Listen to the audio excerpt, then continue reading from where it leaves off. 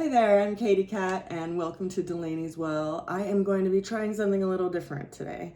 I usually make Astro Tarot videos and also offer medicine making videos.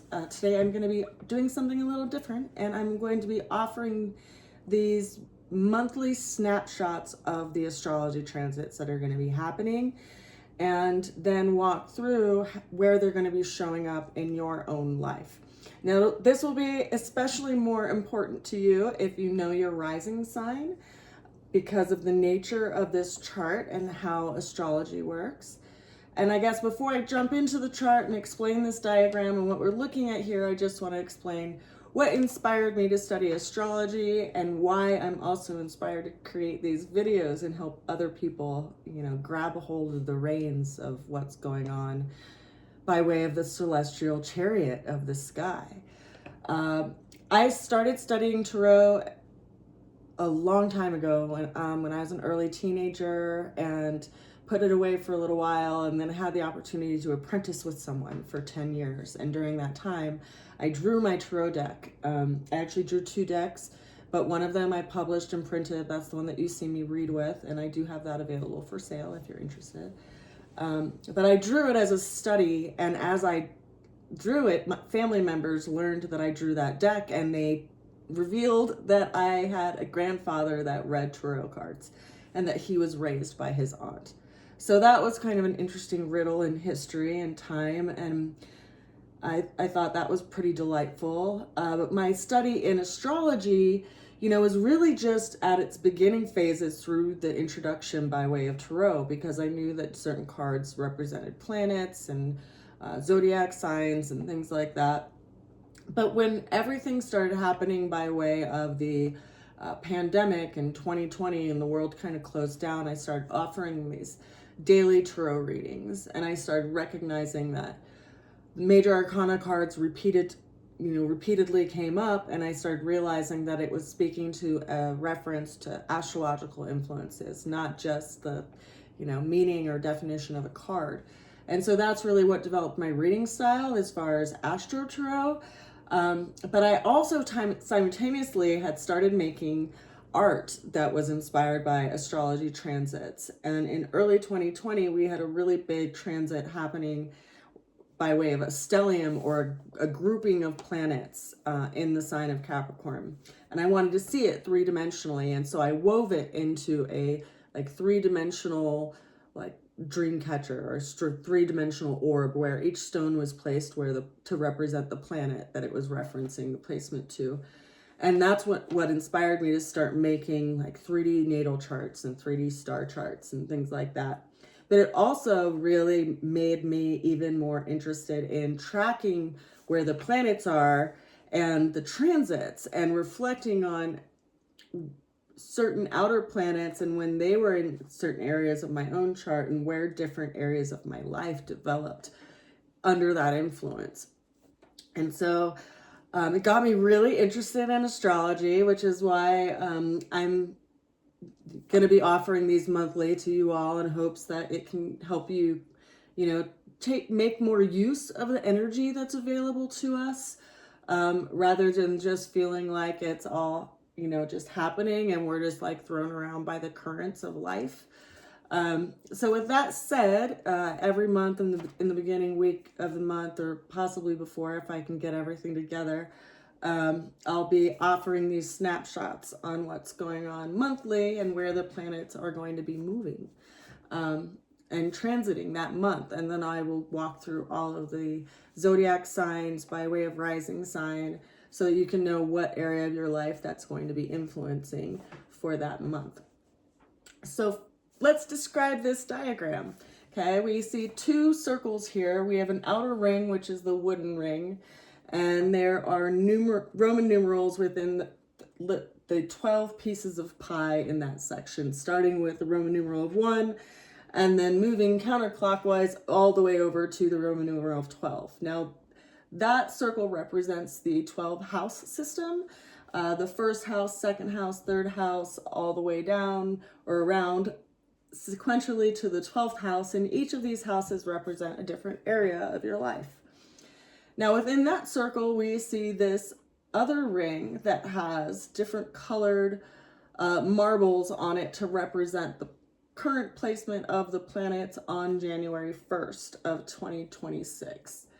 And there's also another 12 sectioned ring here, and whereas in these pieces of the pie, each of these are representing a specific zodiac sign, and within those wedges we see that there are marbles that represent the planets. Now this wheel inside the center here moves counterclockwise. So if you're looking at your rising sign, it's going to be over by the first house, which is where the sun rises, which would be around, 6 a.m. The 10th house is going to be marking the zenith position or noon.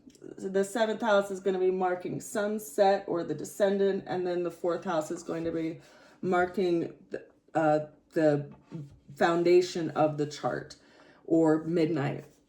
And so depending on what time of day you were born, it's going to be rotating this inner wheel to set the planets inside the house system. So, all right, if you want to understand that more, I'll be offering classes, and let me know, and we'll make sure that you can get signed up for those. So let's look at where the planets we're at on January 1st, okay? On January 1st, 2026, we see that we had the sun in the beginning stages of Capricorn. We had the moon over here in Gemini just a couple of days ago, because today is January 4th. So yesterday we had a full moon. The moon had shifted into Cancer in the course of 3 days. And so there was a full moon on January 3rd, where the moon was at 180 degrees of the sun. Mercury was at 29 degrees of Sagittarius, so just about to leave the sign of Sagittarius on January 1st. And then we also have this grouping over here of these two planets of Mars and Venus. Now, over the course of the month, by January 31st, these four celestial bodies will be moving pretty much together. And they'll be ending, if you can see, I don't know if you can expand your screen if you're at home on a laptop or if you're just on your phone. But you can see that they all move and shift into the sign of Aquarius. Now, what's so interesting and pivotal about that is that we don't always have Venus and Mars dancing together for such a long time, and particularly with the sign or with the planet of Mercury as well, and the sun.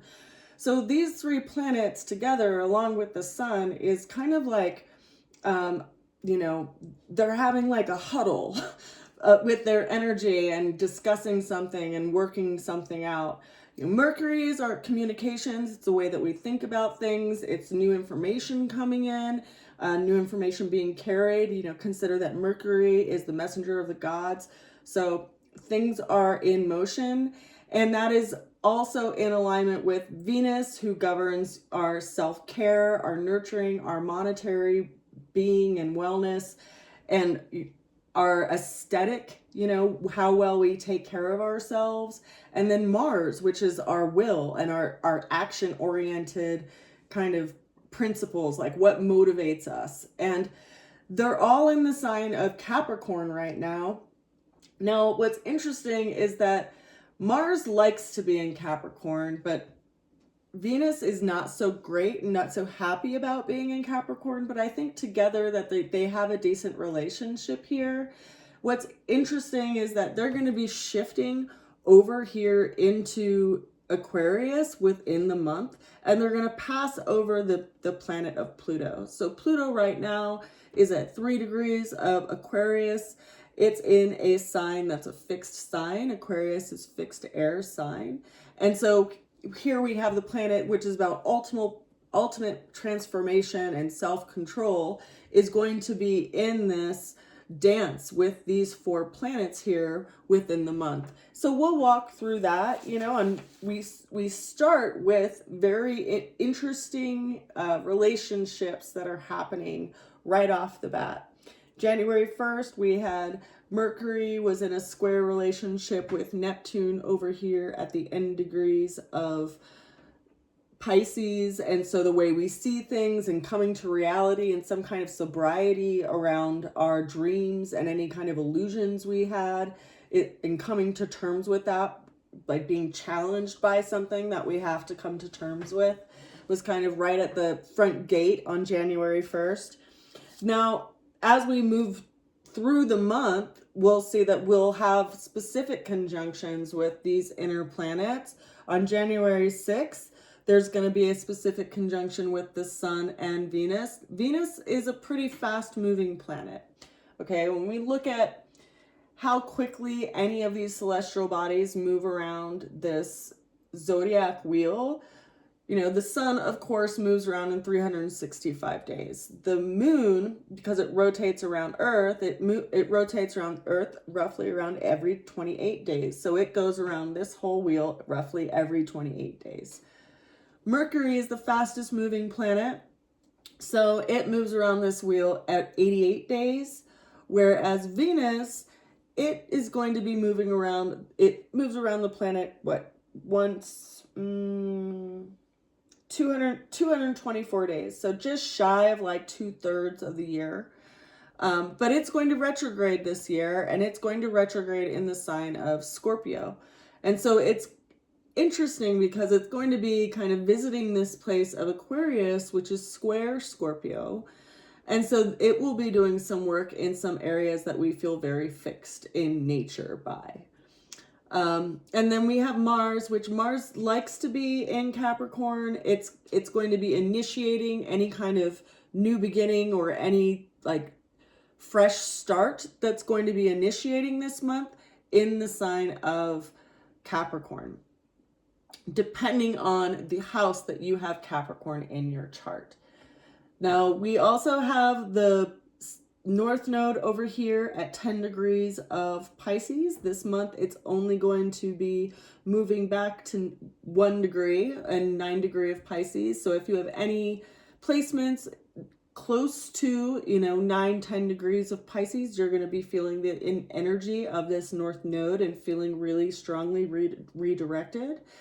And then we're also going to have Neptune and Saturn. They're both in the tail end of Pisces here, and they're going to be shifting into Aries, but not for a little while. So the biggest grouping that we're going to be focusing on is this kind of relationship that's happening here in Capricorn for this month. And then, of course, towards the end of the month, we're going to see a trine relationship happening with Uranus, which is going to be initiating some kind of change in our lives.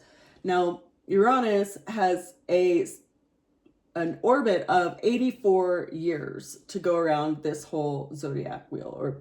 And so it goes through every sign for 7 years. It's currently retrograde, so it's moving backwards by our visual perspective into Taurus. It's going to be moving forward and moving direct, and when it moves into Gemini, it will not go back into Taurus for roughly another like 78 years, because it takes that long to get back around to that position.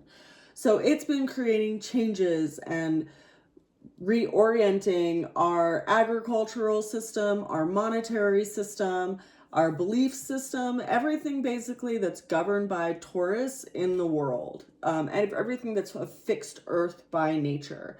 And Uranus and Taurus don't necessarily get along very well, because Uranus is unexpected, unavoidable changes. And yet, it does that because if we didn't change something, it would prevent us from progressing. And so it creates change like lightning bolts. Like you can't, discuss the foundation of the house when you're like running away from, to higher ground of the flood, right? Like you have to respond to the situation as it is. And that's what Uranus is currently wrapping up right now. It's finalizing this work that we've been doing in Taurus. Whatever we've been unable to finish or unable to complete or just kind of had on the back burner, that's going to be supported by the Mars relationship with Uranus. Now, what's key about that is that's going to happen on January 19th, when Mars is going to be in that trine relationship, and it's going to be a trine because they're both in Earth signs. When they're in the same element, they're in a workable energy. It flows really well versus if it's in a, square relationship, it's going to basically like create challenges, right? And challenges aren't necessarily bad. Like, they create work for us. Like, we evolve because of challenges. And yet it's nice sometimes to just have something help us out occasionally. Have something move smoothly, but we have to take advantage of it. It's not like an automatic thing. Like, you have to be willing to do some kind of work to make that happen. But the change is there, right? And this relationship between Mars and Uranus by way of trine is a helpful relationship in that it's going to help us create some kind of movement. Now that's going to be on January 19th. We also, a couple days before that, we'll have this meeting between Mercury and Mars where we're going to have like this conversation between our willfulness and what we need to do and like what we need to act on and how to think about it, like how to plan it out and plot it out. And perhaps that's the biggest thing with this year, because Capricorn is like in its own energetic, right? It's cardinal earth. It is our life path. It's our reputation in front of others. It's our career. It's that which we aspire to, leave behind us, by way of our path, like what we want to teach people or what we want to leave, in our wake, what we want to be remembered for and how we're known, right? And we have this energetic happening here where there's this conversation around what do we want to put our energy toward and how do we plan that? Like, we can't just, do it on a whim. Like, what are your goals? What do you want to have done in 3 months? What do you want to have done in 6 months? What do you want to have done in 12 months? And if it's hard to go about it that way, what is your end goal? Like, when do you want your task or your, ultimate end result completed? And then back it up from then. Like, when do you need your rough draft by in order to have it be edited by someone? Because no one's going to edit your, 1,000-page manuscript overnight, right? Like, you have to leave time for things to happen. And how do you plan that rather than just like having it in this like illusionary space that's full of possibility and, dreaminess, but there's nothing solid to it. And this is asking us to make something solid to it. Because there is this kind of meeting of planets, quite literally, like right before they pass through this gauntlet of Pluto. And Pluto is the planet of, long-term change and transformation. It's going to be in the sign of Aquarius for 16 years, like a long time. It takes 250 years for it to move around this whole zodiac wheel. It's not going to go back into Capricorn again anytime in our lifetimes. It's going to be in Aquarius for a length of time, even though it will go retrograde this year for a little blip. But it's going to be, in this relationship with the squares that are happening this year in all the fixed signs and the elliptical kind of orbit as well, because the North Node and the South Node are moving into fixed signs. And so there's a lot happening this year, which is why I want to talk about each month and not get ahead of myself.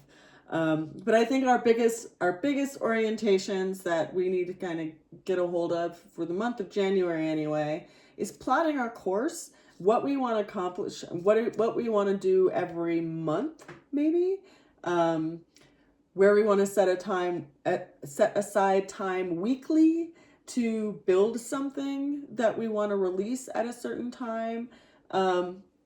Really plot a course so we can get something accomplished this year. And, other than that, I think the final big transit that's going to be happening this month in January of 2026 is when Mars goes over this like precipice of Pluto, because consider that Mars and Pluto both have relationships with Scorpio. They're transformative planets. And Aquarius is a sign that is in its nature square to Scorpio, because Aquarius is fixed air and Scorpio is fixed water. So it's like the planets that govern Scorpio are in Aquarius, so they have all of their energy over in Aquarius's house. They have all of their energy over in Saturn's house, and they're making things happen. They're changing things up for the long term. And so that's going to be a really big kind of transit and shift as far as January goes as well. But right now, for this reading for today, what I'm going to be focusing on is the transit that's going to be happening with what's happening in Capricorn and where that's going to be showing up in your personal life, depending on your ascendant. So I'm going to start actually with the sign of Aries. Now, hi Aries. What's so interesting here is that, you know, Aries is governed by Mars. So it's like Mars is the lord of your house, right? Like you are very motivated to do things. You're action oriented. You'll take care of things. You're on top of things. You're very initiative. You're an active fire energy. And yet here we have your lord of your house up in the 10th house, and it's moving toward the 11th house. And so there's something being initiated here around your long-term hopes and goals by way of your career path. Like something is being activated, something is being initiated, and it might be an up-leveling from where you've been. Because consider that Mars, you know, Mars has a pathway of, I want to say, 1.8 years. So just short of 2 years, right? So 2 years ago, something happened where you were initiated to begin something. That's wrapping up, and now you are up leveling it to a new kind of level, to a new phase, to a new evolution. And it's one that you're able to actually nurture yourself more, and it's more aligned with your long-term life path that has been undergoing this transformation and is in like an interesting kind of revolutionary place, because you consider that like your 11th house is governed by Aquarius, which is like eclectic things, and it's governed by, you know, the not only Aquarius but the planet of Uranus. And there's going to be this interesting trine relationship happening between Mars and Uranus here at the end of the month. So it wouldn't be a surprise to me that there's some information or some conversation that's happening currently or in the next few days that's going to be resolved, that's going to open up a new opportunity for you by the end of the month. And I say that because there's this meeting together of Mars and Mercury and Venus, and that then Mars is going to be going into this close relationship with Pluto, which is all about transformation and big change. And it's a change that's going to last for a while. Like, even though Mars won't be revisiting this place for another 2 years roughly, it's going to initiate at least a 2-year change, if not like a 16-year change, because of the time frame that Pluto is going to be in the sign of Aquarius. So that's what I have for you, Aries. If you have any questions or comments, please feel free to leave them below and let me know. Like, if you get to the end of the month and something big happens, I'd love to know, because I think that's like really cool confirmation when stuff like that shows up, and it often does. But yeah, get back to me. So let's move to Taurus. All right, so hi Taurus. So you've been going through a lot of change around your sense of self, what motivates you, kind of how you are in life and your values for the last 7 years, because Uranus has been changing a lot of your stability. It's like you have to continue to root you know, every time you as a plant get pulled out of a pot. But you do that, right? Like you root well, but it's been hard and it's been really difficult on your spirit and on your like sense of perseverance because things have been ever shifting. But just acknowledge that you've been okay, right? And you've learned a lot and you have a new sense of value in things. Now let's look at what's going on with you, because your chart ruler is Venus. Venus doesn't necessarily like to be in the sign of Capricorn, but you know, she does have some support there. Mars likes to be there. She's kind of there with her lover. She has some protection there. But this is all happening basically in your ninth house. So the ninth house is all about like big business, like really big business, as well as like higher education, long distance travel, like overseas kind of a travel, teaching as well. And so having all of this energy going through your ninth house, there's this new beginning happening here in your ninth house. There might be, you know, a development around this long-term aim that you've had in by way of a business. Like you might have had some struggle, but that's all starting to shift. That's all starting to get some kind of support that ultimately is going to be moving into your 10th house. Now, your 10th house is your life path and your career and your, you know, how people see you in front of others. So there's something happening right now that is in a shifting process with you as well, as far as this, how you're seen in front of others, because Mars is going to be transiting over Pluto and it's going to be happening in your 10th house. Now, your 10th house could be, you know, you're not married and you get married, or people see you as a worker and now you're a business owner, or people see you as always struggling and now you're really successful. Like there's this change, there's this shift, there's this really big transformation that's happening, and it's being influenced by technology as well. So it wouldn't surprise me if, you know, something that you do by way of like social media or technology is going to be affecting this as well, because maybe you'll be out in public more, whereas things have kind of been behind the scenes before. But there's this shift happening, and you'll get some clarity around this towards the end of this month, towards the end of January, when Mars and Pluto kind of, you know, hit that dough note in your 10th house, and you start to get a sense of the change that is to come and how you are going to be known moving forward.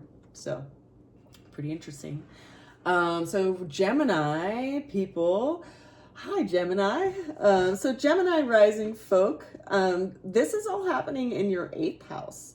So there could be some different things happening in your 8th house. Now the 8th house is our things that are kind of behind the veil. They're also, it's also the house of unearned income. So it could be, you know, your partner's income. You could be seeing some shifts and new beginnings in that way. It can also be referencing, you know, some debt that you're starting to get some control over, because that's other people's money. It could be loans and money that you owe to people, as well as, you know, passive income. Like you could have had this idea for a really long time around how to create some kind of passive stream of income, and that is starting to come to form, and that could eventually become a business for you, because Mars is going to be moving into the 9th house and moving into, you know, the house that could be not only just business but also travel. Like this passive income, or this income stream that you're creating that isn't necessarily like you clock hours, right? The 2nd house is the hours that is like our earned income. The 8th house is income that comes to us without us earning it. You could also possibly, you know, have some kind of windfall by way of like lottery or something else. But the relationship that's happening between Mars and Venus and Mercury leads me to believe that, you might be taking care of some kind of debt that will give you more possibility by way of travel and, business and things that you might want to learn. Maybe there was some debt that kind of tied you down for a long time, and you're starting to get a handle of that. You're starting to get some help with that. But there is some beginning that's going to be initiated here at the end of January that's going to be in effect for, a couple of years. And that's ultimately going to be something transformational. And it may not even just be a couple of years. It could be like the length of time of Pluto in your ninth house, which, I really need to check just to be sure. But this ephemeris only goes to 2050. And that's Aquarius.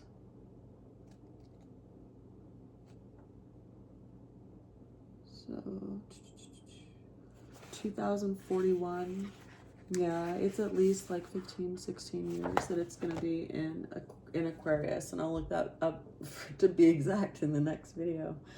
But big changes for you as well. I think big changes for us all, This is kind of the initiation of the big change for all of us.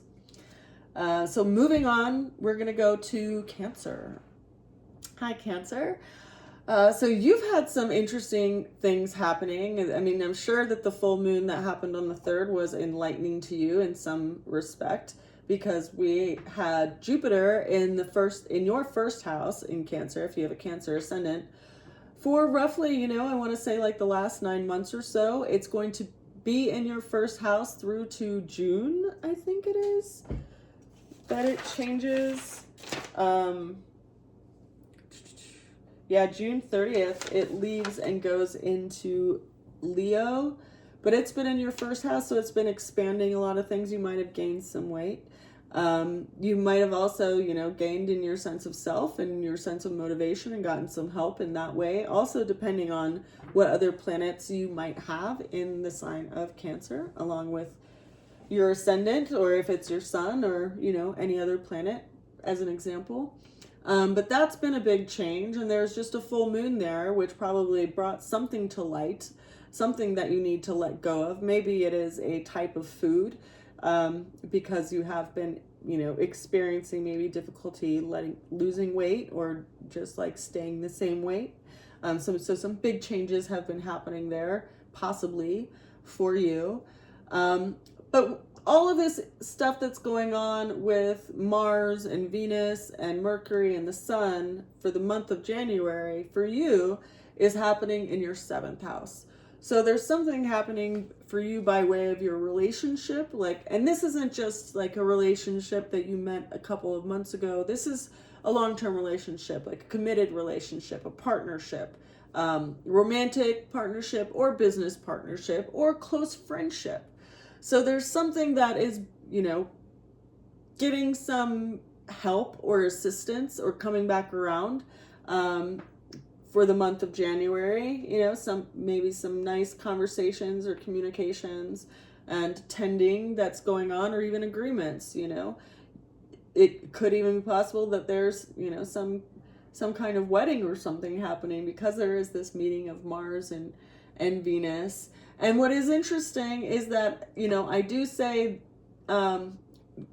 maybe not wedding, but maybe even like contractual business partnership, some kind of contractual relationship. Could be relationship that's intimate, could be relationship that's business partnership, that is going to be initiating some different stream of income for you for the coming years. And I say that because Mars is going to be moving into the 8th house at the end of the month. It's going to be in close relationship with the planet of Pluto, which is transformative. And Pluto will be here for a while. This initial meeting between Mars and Pluto is going to be beginning an energy that's going to be developing over the next 2 years, that you'll be working with 2 years, because it sets that donut. And then that will be carried at least for those 2 years, if not longer, because of the energetic of Pluto. especially if you have any planets over here in Aquarius, or, you know, for that matter, if you have any other planetary placements in any of the fixed signs, if you have any planetary placements in Taurus, for example, or Scorpio or Leo, especially, because that is, you know, in opposite position to Aquarius and this energy that we are feeling in Aquarius. But lots of, you know, big relationships that could ultimately, shifts in the relationship that could ultimately be affecting your unearned income. Or, you know, there could be some movement in your partner's life that's going to be bringing in some transformation around income, because this is happening, after all, in their second house, so to speak. So, moving on, we're going to go to Leo. So this is going to be speaking to those who have Leo rising or Leo moon or Leo sun, for that matter.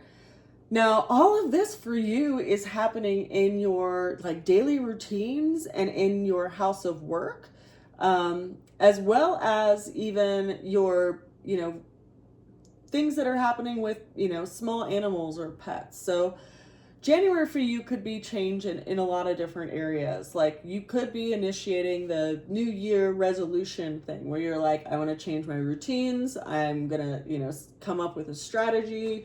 This is what I'm going to do every morning. I'm going to wake up at this time. I'm going to start with tea instead of coffee. I'm going to do yoga. I'm going to exercise this much, you know, a week, or go to the gym, or whatever your strategy is. It's something that's happening in your sixth house. It also could be strategy around your work, or, you know, your relationships with people that you work with, because the sixth house governs our job, as in addition to our day-to-day affairs, you know, and our health, our preventative health. So you might decide, like, I'm finally going to start taking supplements. I'm finally going to start taking collagen. I'm finally going to, you know, cut out that food that I know irritates my stomach, or, you know, see a nutritionist to support me in figuring out how best to take care of myself. That's the area of life that this is showing up for you. And, you know, that it's interesting because for you, the shift that's happening with Mars, and Mars kind of going through this transition with Pluto at the end of the month, is going to be happening in your seventh house. So this will be key if you have any planets that were placed in your seventh house in the sign of Aquarius at your time of birth.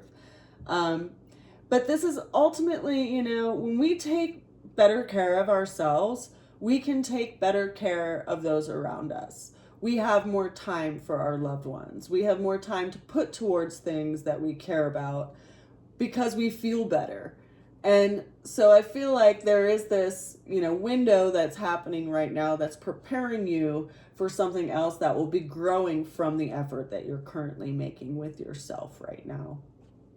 It also could be, you know, a working situation that develops into like a business partnership or something like that, because of the relationship between the sixth and the seventh house. So let's move forward. We're going to go to Virgo. Now, Virgo rising or moon or sun, those of you with Virgo strong in your chart, the energy of Capricorn for you is sitting in your fifth house. Now, your fifth house is matters around creativity, matters around the heart. And in this situation, you could be seeing a new development around a creative project that maybe you're going back to nurture, that you never really gave it the energy that you felt it needed before. It also could mean the potential around a new relationship, because the fifth house is, you know, new relationships, new meetings around matters of our heart, or new love affairs. It's also a house that governs children. So because Venus is there, you might want to be careful if that's not something that you want to necessarily bring on in your life. If you are of the age where you have children that could be having children, this could be a month where that conception happens, and then you find out about it in February when Mars and Mercury move into the, you know, house of air, or Aquarius's house. It's communication technology house. But there's something for you that's happening in your fifth house. So this would be a good time if you have a creative project that you want to complete this year to really plot it out. Strategize it. What is your, if it's going to be a YouTube station, what videos do you want to create? How many do you want to put out each month?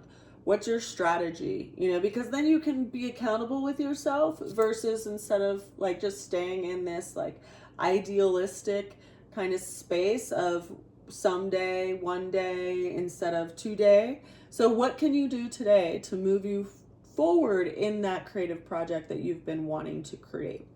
And that, ultimately is going to mean how you live your life on a day-to-day basis is going to change, right? The time that you spend doom scrolling or kind of wasting doing certain things or activities needs to be redirected towards that which you want to actually complete so that you can meet your goals and have something to show for it at the end of the year.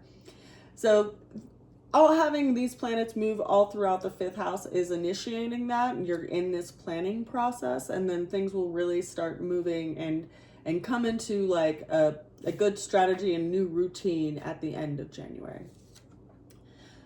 All right, so let's go to Libra. We are halfway through. Oh my goodness. All right, I will try to timestamp these so it's easier for people to get to where they need to go.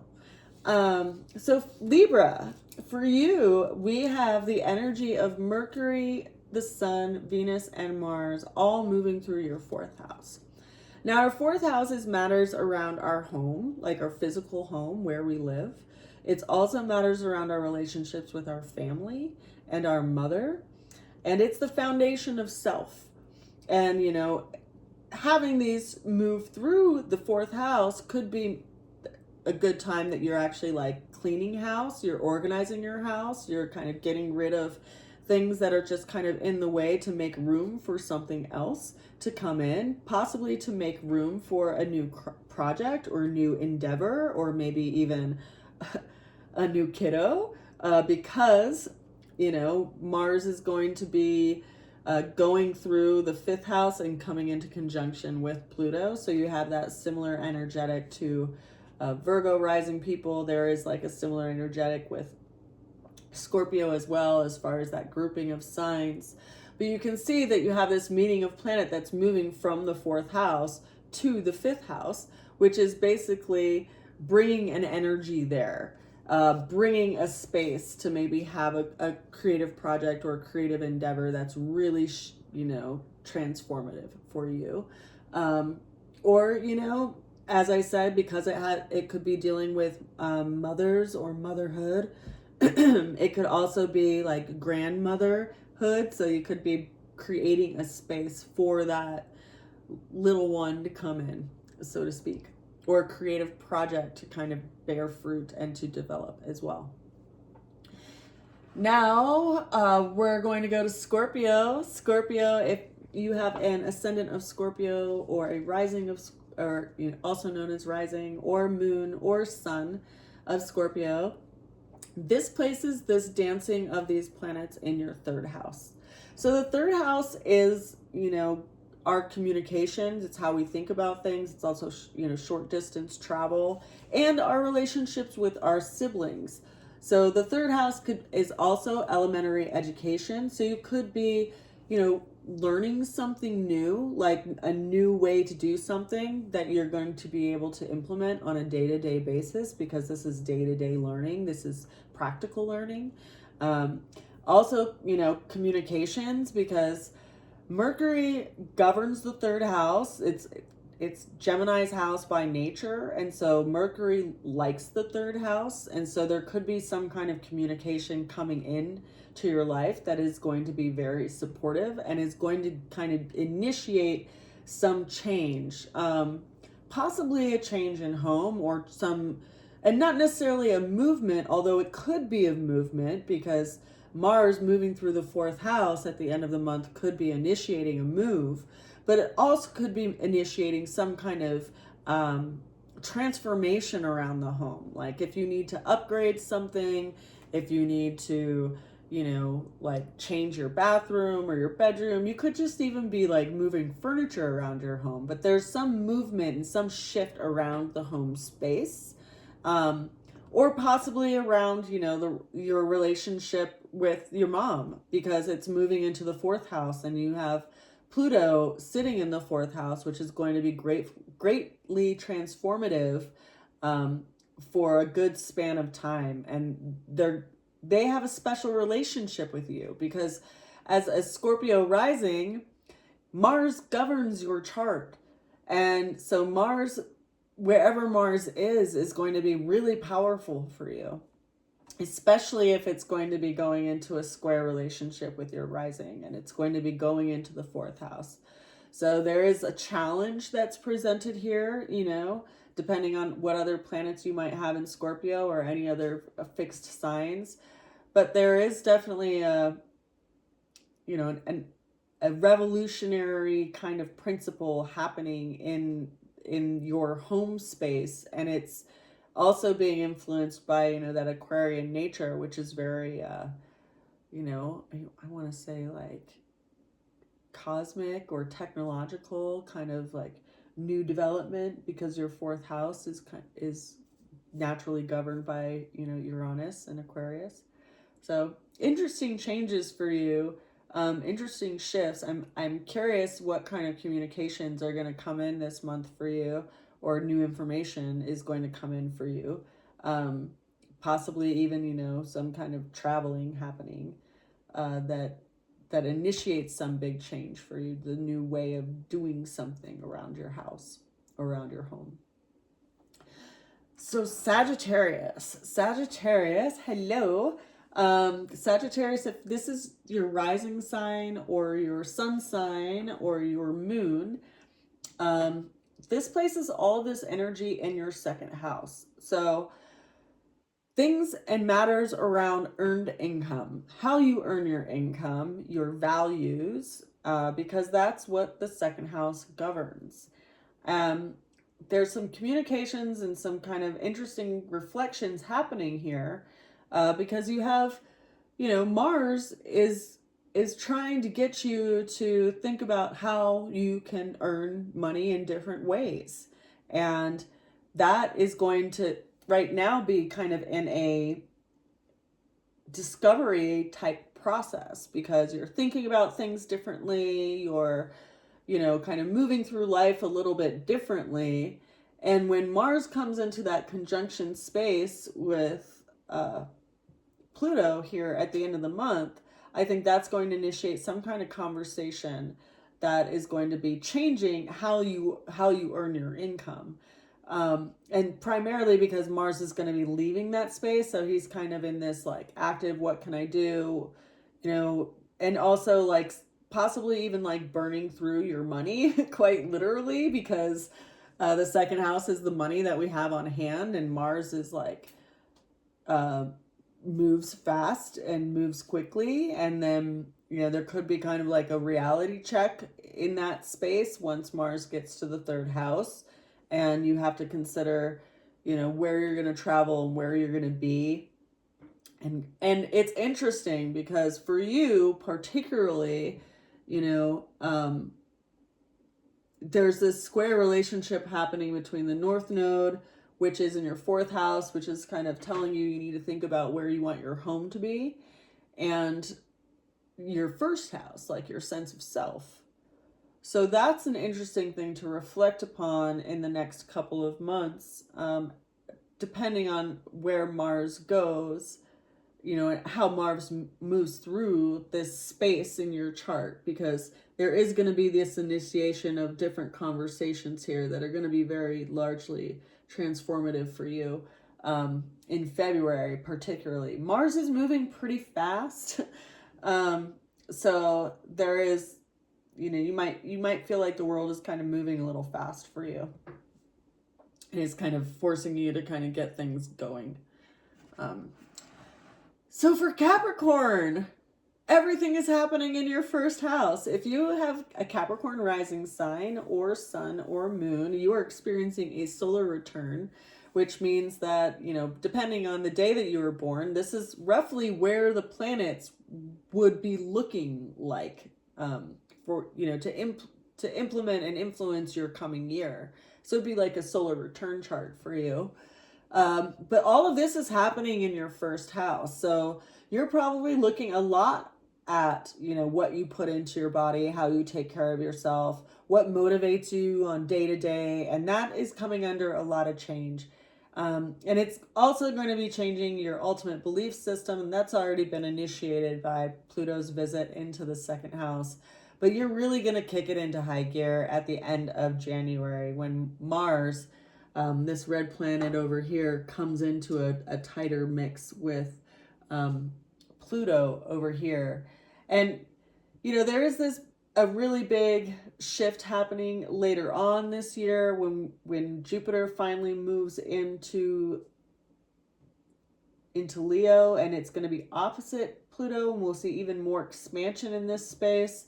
You'll likely see, you know, some things happen in your finances, particularly because you're going to be undergoing a lot of transformation in your financial realm with that energy of Pluto sitting in Aquarius. You know, you might be doing some things that are a little bit outside of normal ways of earning income, you know, like different types of income, different types of money, because you have Aquarius sitting there in your second house.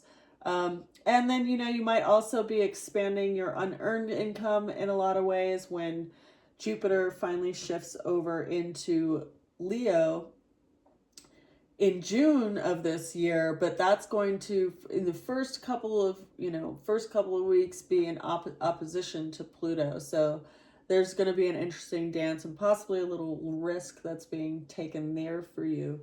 But this will be an interesting year for you because having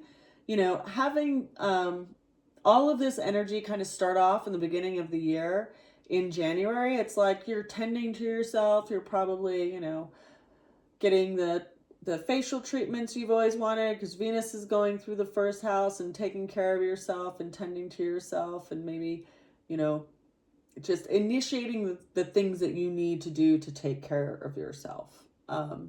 And that is going to be influencing everything else because our sense of value ultimately is reflected out to the world in what we can receive by way of reflection. So, you know, self-care is important. Now, we have 2 more signs left. Aquarius, lots of transformation is going to be happening for you in a good span of time. There's a lot of information and changes happening right now for you that are kind of happening behind the curtain that are a little hidden. The 12th house is the hidden house. Now, it also is considered, you know, the unknown enemies, the house of unseen enemies or unknown enemies. But they're really, you know, kind of a positive influence, but there's a lot of information being brought to you right now. So I don't know if you've ever had this experience, but I have, and it's so weird, but like information comes to me that I don't necessarily seek out. Like I don't have to ask anyone about something. The information just comes to me. It's like it's revealed in passing conversation. And so I get insight and awarenesses based on what people unknowingly tell me that is telling of something that is a little questionable. So the 12th house and having a lot of things move through the 12th house is interesting. You also could be currently kind of going through this kind of spiritual evolution or a reconnection, I could say, because it's all happening in the 12th house. And the 12th house is where we feel isolated. It's also where, you know, we could have monasteries, we could have prisons. It's like the 12th house is a place where it's not in the mix of society, like intermingling with people. It's far removed from people. It's something that's isolated. It's something that's hidden. And there's an interesting energy happening here. So there could even be very deep inner work that you're doing right now with a spiritual counselor or teacher, because Venus is like a supportive in here. We have Mars, which is action oriented, and Mercury, which is how we see things, and learning how to separate yourself from inner dialogue, maybe a little bit, learning to get over some of the wounds around your what's happened to you in life, possibly. And going through that space is going to allow a completely new transformation of self. Having Pluto in the first house is like an inner rebellion around everything that you are expected to be so that you can be who you were meant to be. And it'll be an interesting time frame for you as you shed the skin of your past, shed what no longer suits you or fits you, and get to know who you are, aside from everything that everyone expected you to be. Finally, we are at Pisces. So hi, Pisces. Ooh, you have the North Node in your first house. That's interesting. You've had Saturn in your first house for the last couple of years, which has probably been a bit rough. It can be very constrictive and limiting. And Neptune also has been here for a number of years, and it's been, kind of giving you a sense of dreaminess and also illusions. It can be, it's interesting to have a dance of Saturn and Neptune, because whatever kind of ideals you had for a good length of time, you had a sense of sobriety come to that in the last couple of years. And also having the North Node be here, it's telling you like you really need to anchor into something out that's more, like you need to look for land. It's so interesting because Pisces is governed by water, right? It's immutable water. It's like the vastness of the ocean and the sea. And having Saturn here, it's like it tells you like, okay, you may want to do all these things, but time is short, and how much time do we actually have? And it's time to get serious around where you want to put your time and where you want to put your energy, because it is very precious and it's not something to just be haphazard with, or, like let flit away, so to speak.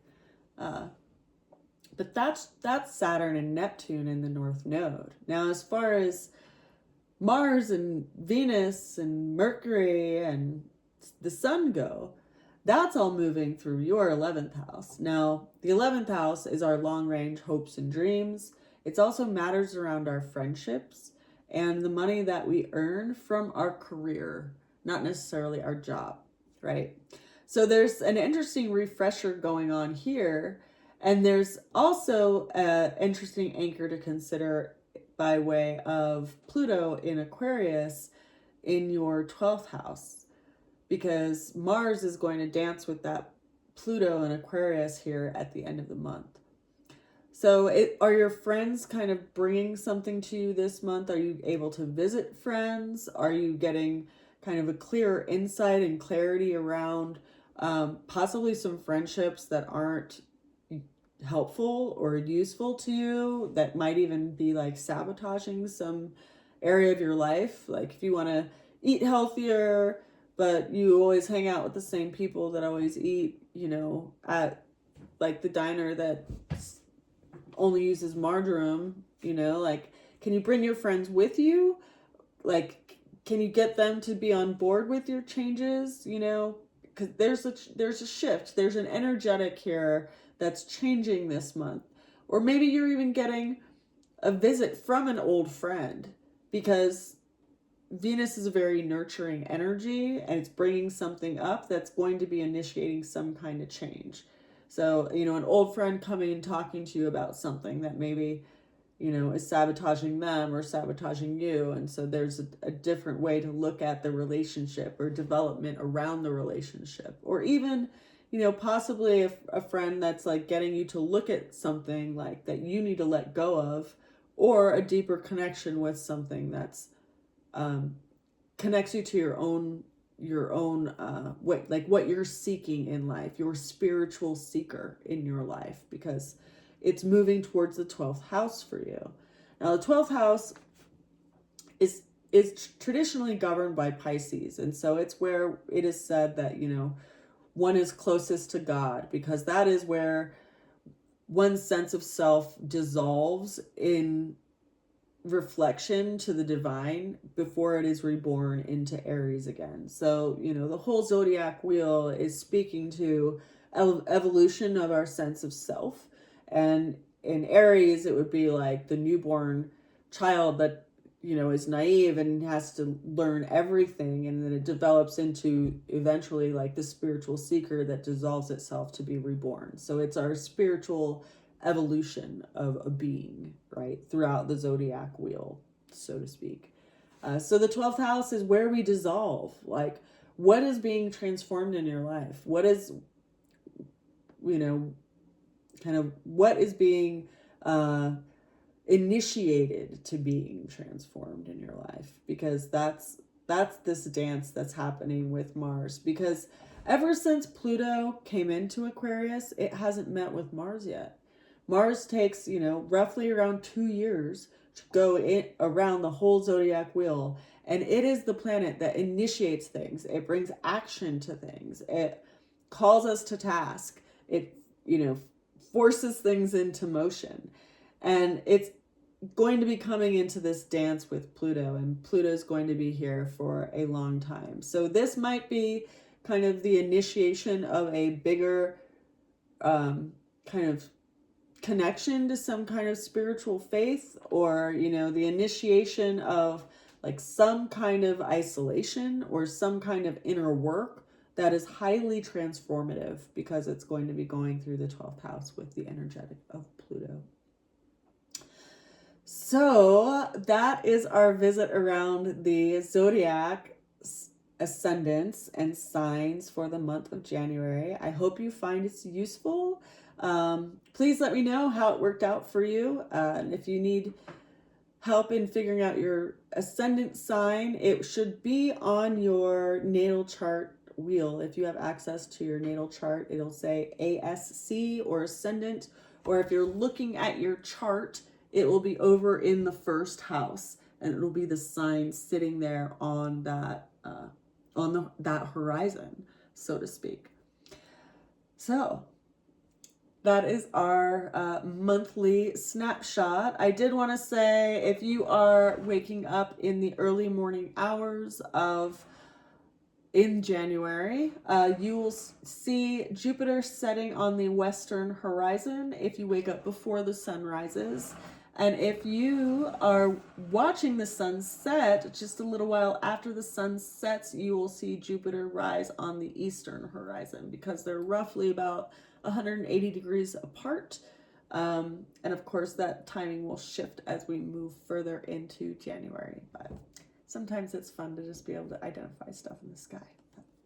I send you a good wish, and encourage you to follow the dreams that you've probably had planted in the seed of your pocket for many, many years. Come up with a strategy, come up with a plan, and you'll be amazed at what you can accomplish with a little bit of effort every week. Bye for now.